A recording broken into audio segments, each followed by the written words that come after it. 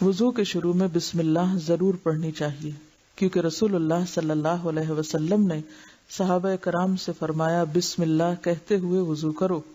واضح رہے کہ وضو کی ابتدا کے وقت صرف بسم اللہ کہنا چاہیے، الرحمن الرحیم کے الفاظ کا اضافہ سنت سے ثابت نہیں۔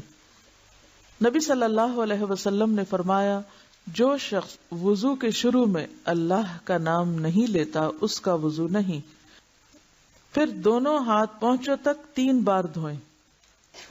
ہاتھوں کو دھوتے وقت ہاتھوں کی انگلیوں کے درمیان خلال کریں، یعنی صرف اوپر سے نہیں دھوئیں بلکہ اندر کے حصوں کو بھی گیلا کریں، انگلیوں میں انگلی ڈال کے۔ پھر ایک چلو لے کر آدھے سے کلی کریں اور آدھا ناک میں ڈالیں اور ناک کو بائیں ہاتھ سے جھاڑیں۔ یہ عمل 3 دفعہ کریں۔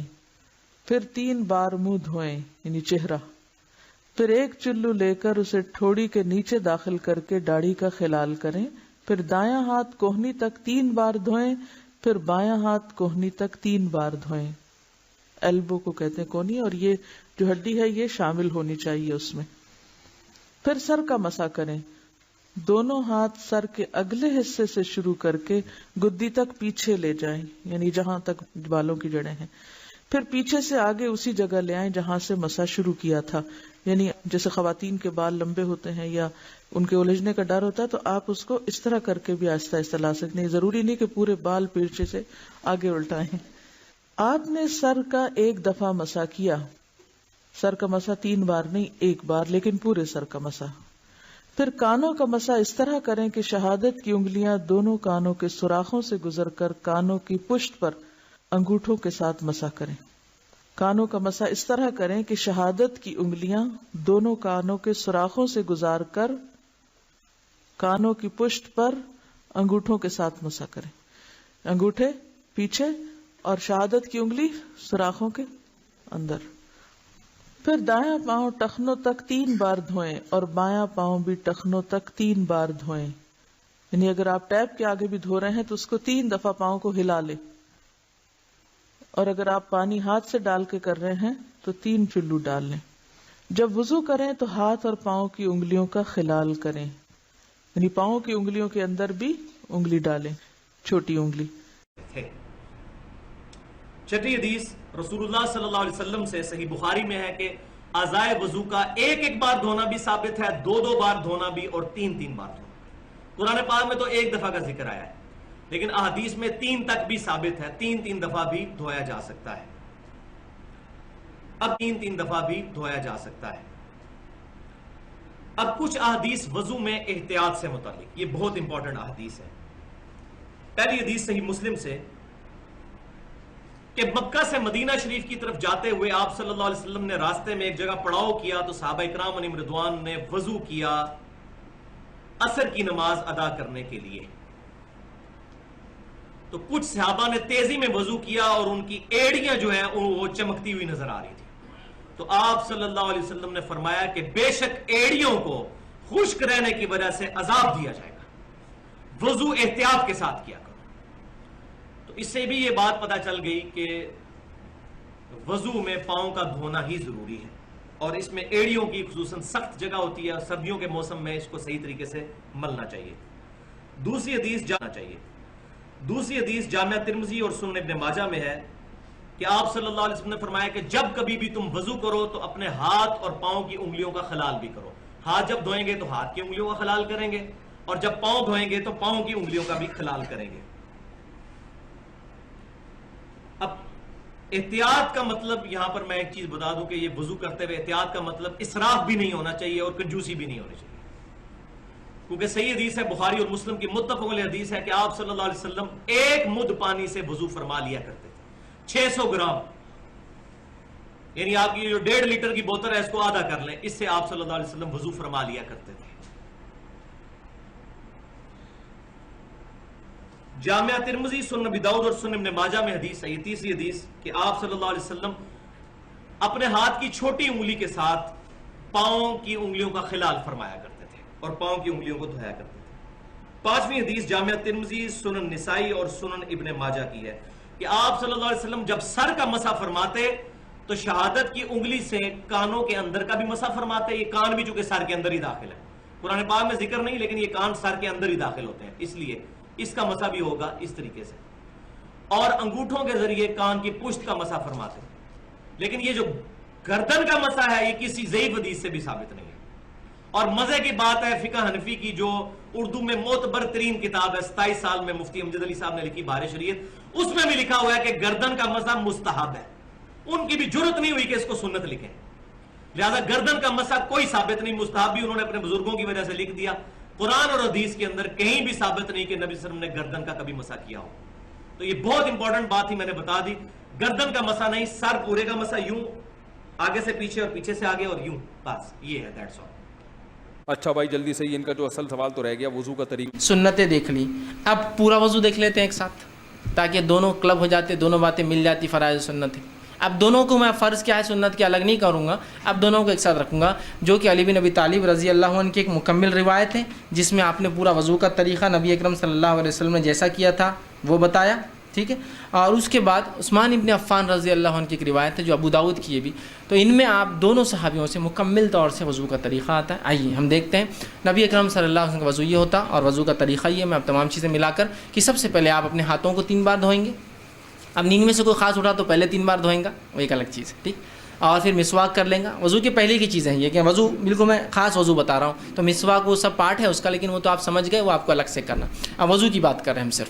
تو وضو کے لیے آپ سب سے پہلے جو ہے اپنے ہاتھوں کو دھوئیں گے 3 مرتبہ. اور ہاتھ سے مراد یہ پنجہ ہے پورا، ہے کلائی جس کو بولتے ہیں، پنجہ جس کو بولیں گے پورا، ٹھیک. تو آپ ہاتھوں کو 3 مرتبہ دھوئیں گے. پانی آپ نے لیا اور ہاتھوں کو آپ دھو رہے ہیں، ٹھیک.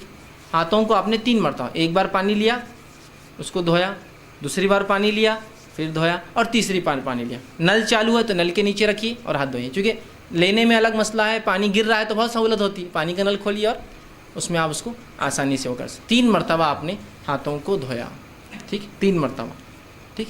اب یہ بات یاد رکھیے 3 مرتبہ سے زیادہ دھونا یہ گناہ اور حرام ہے. 3 مرتبہ میکسیمم. آگے بات رکھوں گا جو ناپسندیدہ چیزیں وضو میں اس میں کیا کیا ہے. تو 3 مرتبہ آپ نے دھویا، اس سے زیادہ مت دھوئیے، میکسیمم 3. ایک ٹائم میں جتنا ملنا جو مسائل ہے جو گندگی نکالیے، سیکنڈ ٹائم کیجیے، تھرڈ ٹائم میکس، ٹھیک. تو 3 مرتبہ آپ نے ہاتھ دھویا. ہاتھ دھونے کے بعد پانی لیا آپ نے اور سیدھے ہاتھ سے کلی کرنا ہے. آپ کے یاد رکھیے پانی لیا آپ نے اور آپ کلی کر رہے ہیں، منہ پانی لیا اور کلی کر رہے ہیں. کلی میں زیادتی ہوں گی کہ آپ غرارہ کر سکتے ہیں، لیکن روزے سے ہو تو غرارہ نہ کریں، لیکن کر سکتے ہیں اس لیے کہ زیادتی میں آئیں گا، مکمل کلی میں شامل ہوں گا.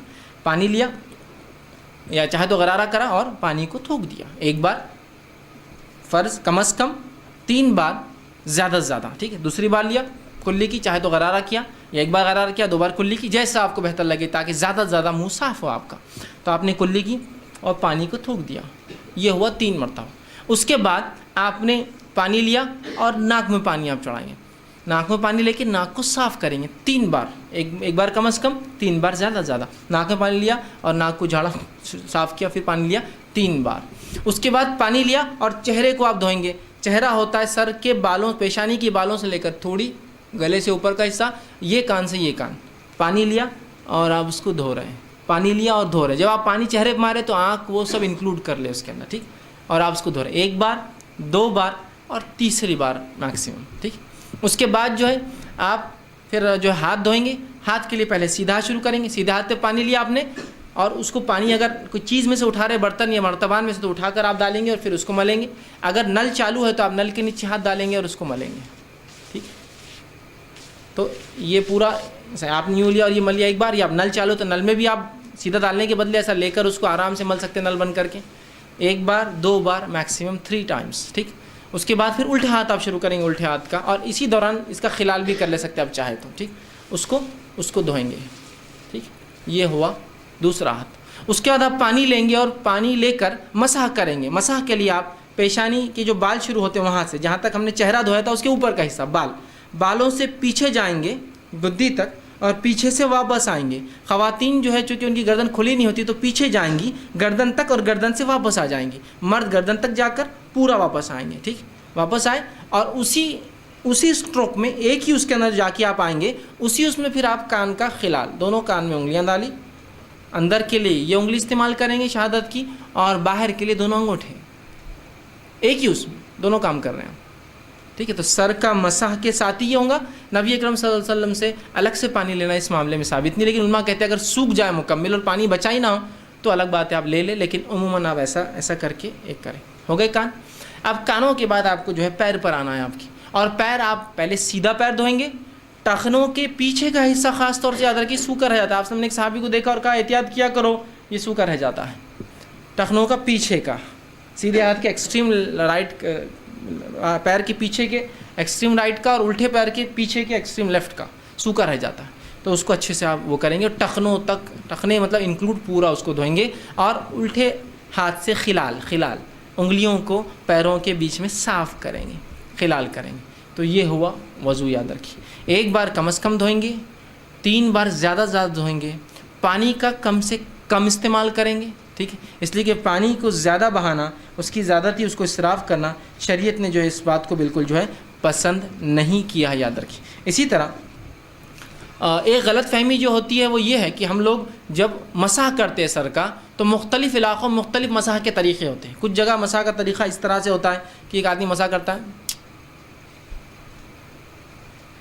مطلب یہاں سے شروع ہوتا ہے ہر چیز کو وہ بوسہ لیتے ہوئے چلتا ہے اوپر کی طرف, اور پھر پیچھے جاتا ہے. کچھ لوگ ہوتے پیچھے جاتے چوم کر. چومنا یہاں ثابت نہیں ہے سنت سے, ٹھیک. چومتے ہیں, ناک کو بھی ہاتھ لگاتے ہیں, پیشانی کو لگاتے ہیں. کچھ لوگ چومتے اور پیشانی پہ جاتے ہیں, کچھ لوگ چومتے نہیں اور آگے جاتے ہیں, آنکھ پہ ہاتھ لگاتے ہیں. یہ کچھ بھی ثابت نہیں. آپ کو صرف بھگانا ہے اور پیچھے گئے اور آگے آ گئے. اس میں چبنا اور وہ کرنا ثابت نہیں. ایک. دوسرا, کچھ لوگ گردن کا مسح کرتے ہیں, اس کا مختلف طریقے, ایسا بھگانا, یہ اس کے اتنے فائدے فلاں ہیں.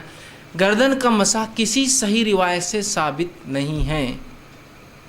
اس کے اپنے فائدے ہوں گے, فائدوں سے ہم کو انکار نہیں, اس لیے کہ جسم کو دھونے کے فائدے ہوتے ہی ہیں, تو آپ الگ سے دھوئیے اس کو, آپ کو دھونا ہے تو. لیکن گردن کا اسپیشل مسح, ہاں گدی پہ جانے تک کچھ پانی چلے جائے کوئی مسئلہ نہیں, اسپیشل مسح کرنا یہ سنت سے ثابت نہیں ہے. کسی صحیح روایت سے گردن کا مسح کرنا ثابت نہیں ہے. یاد رکھیے, ٹھیک ہے. تو لہٰذا آپ پانی ہاتھ ڈالا, سیدھا ہاتھ کو لے گئے, واپس لایا, کانوں کا خلال کیا, یہ کام فنش. کوئی چومنا اور کوئی گردن کا مسح اس کے بعد ثابت نہیں. بہت سے لوگ یوں کر کے یوں جانے کے بعد ہر عبادت میں ان کو اپنی شک ہوتا ہے, اور شک کیوں نہ ہو, مولوی صاحب بتاتے ہیں احتیاطاً, جیسا جمعہ کی نماز 2 رکعت فرض ہیں, احتیاطاً ظہر پڑھ لینا, تو وہ احتیاط کرتے. احتیاط کیا کرتے ہیں؟ دیکھیے, سر کا مسح کرتے, پہلے تو یوں بہت چومتے اوپر تک جاتے ہیں, یہ احتیاط ہے, مطلب یہ بھیگا نہیں ہوگا تو یہ بھیگا نہیں ہوگا تو یہ بھیگا نہیں ہوگا. پھر واپس آنے کے بعد کان کا خلال کرنے کے بعد ایکسرسائز شروع ہوتی,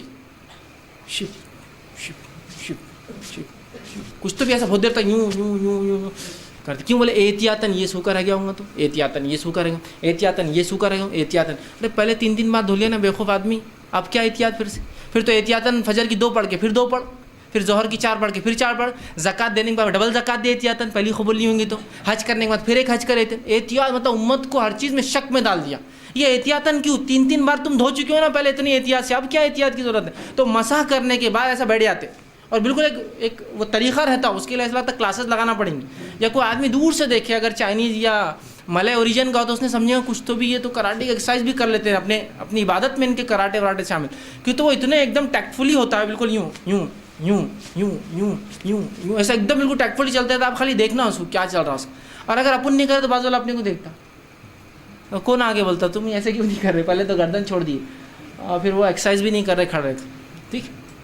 تو پہلے جب تم نے دھو لیا تو پھر تم کو کیا احتیاط کی ضرورت, مجھے سمجھ میں نہیں آتا. احتیاط غیر ضروری احتیاطیں ہیں, جہاں ہونا وہاں نہیں ہے, جہاں نہیں ہونا وہاں ہے, کچھ بھی نہیں ہو گیا ہو. اب ڈبل ریپیٹ نہیں کرنا ہے کوئی چیز کو آپ کو احتیاط. ہاں یہ الگ بات ہے کہ آپ نے وضو کیا اور کسی نے کہا کوئی چیز آزاد سوکھا رہ گیا, تو ایک الگ بات ہے. یاد ہے, اور یاد رکھیے وضو کر لیا, کر اٹھے اور آپ نے اپنے آپ کو پوچھنا شروع کر دیا. یاد رکھیے وضو کے بعد اپنے جسم کو پوچھنا بھی سنت ہے. یاد رکھیے نبی اکرم صلی اللہ علیہ وسلم کے تعلق سے ماں عائشہ فرماتی ہے, آپ صلی اللہ علیہ وسلم کا خاص تولیہ تھا جو آپ نے اٹھا کر رکھا تھا, آپ وضو کرتے تو اس سے پوچھتے, نہاتے تو اس سے پوچھتے, تو یہ بھی سنت ہے. اب آپ اٹھے, وضو کرنے کے بعد آپ نے تولیے سے پوچھ لیا.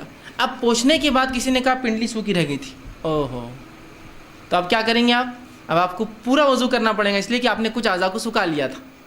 اگر پورے اعضاء گیلے ہوتے اور آپ کھڑے ہوتے اور کسی کو کہتا پنڈلی رہ گئی, آپ کی کونی رہ گئی, چہرہ رہ گیا, فلاں رہ گیا, تو آپ فوراً بیٹھ کے اتنے حصے کو دھو لیتے تو وضو ہو جاتا.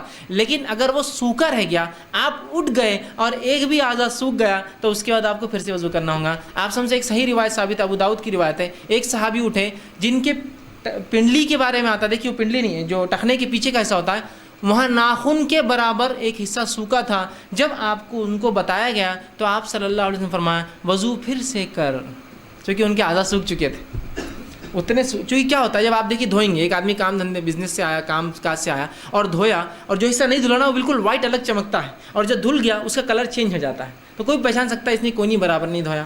بچوں کو دیکھیے آپ, چہرہ دھوتے ادھر کا پورا باقی رہتا, آپ بولتے بیٹا یہ نہیں دھلا, کیسے پہچانا, ادھر پانی سے صفائی, ادھر سے وائٹنس دکھتی ہے الگ, تو ویسا پہچانا تو کہا پھر سے کر.